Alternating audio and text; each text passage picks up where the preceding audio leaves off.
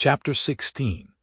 Valency had walked out to Roaring Abel's house on the Mistawis Road under a sky of purple and amber, with a queer exhilaration and expectancy in her heart. Back there behind her, her mother and cousin Stickles were crying over themselves, not over her. But here the wind was in her face, soft, dew-wet, cool, blowing along the grassy roads. Oh, she loved the wind. The robins were whistling sleepily in the firs along the way, and the moist air was fragrant with the tang of balsam. Big cars went purring past in the violet dusk. The stream of summer tourists to Muskoka had already begun, but Valency did not envy any of their occupants. Muskoka cottages might be charming, but beyond, in the sunset skies, among the spires of the firs, her blue castle towered. She brushed the old years and habits and inhibitions away from her like dead leaves. She would not be littered with them.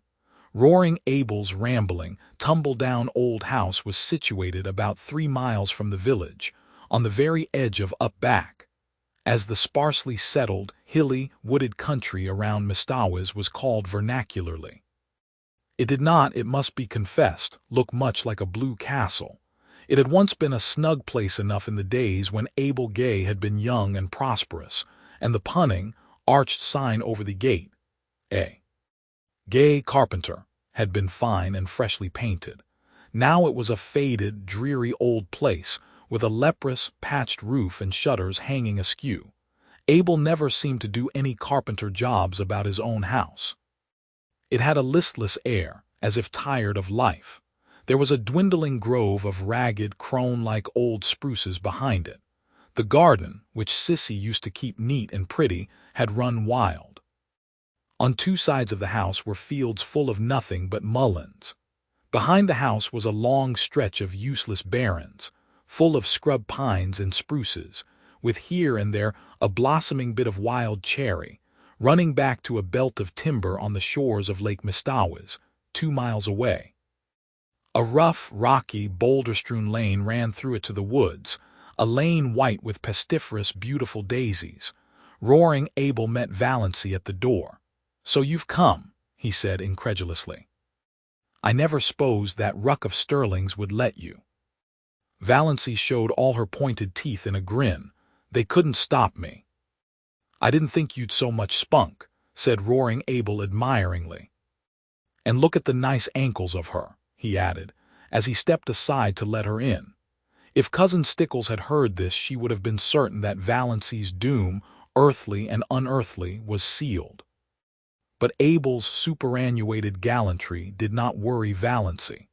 Besides, this was the first compliment she had ever received in her life, and she found herself liking it.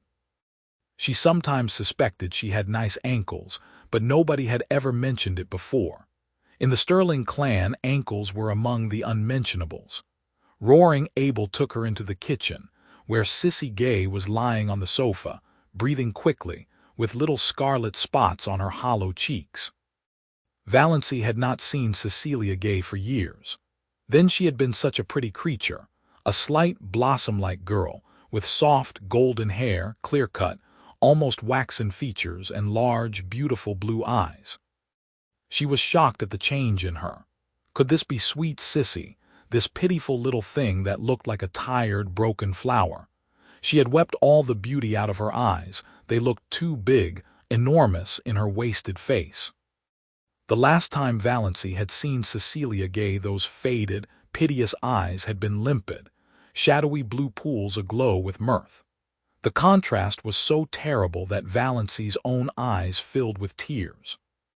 She knelt down by Sissy and put her arms about her. "Sissy dear, I've come to look after you. I'll stay with you till, as long as you want me." "Oh," Sissy put her thin arms about Valency's neck. "Oh, will you? It's been so lonely." "I can wait on myself, but it's been so lonely. It would just be like heaven to have someone here like you. You were always so sweet to me long ago." Valency held Sissy close. She was suddenly happy. Here was someone who needed her, someone she could help. She was no longer a superfluity. Old things had passed away, everything had become new. "Most things are predestinated, but some are just darn sheer luck," said Roaring Abel, complacently smoking his pipe in the corner.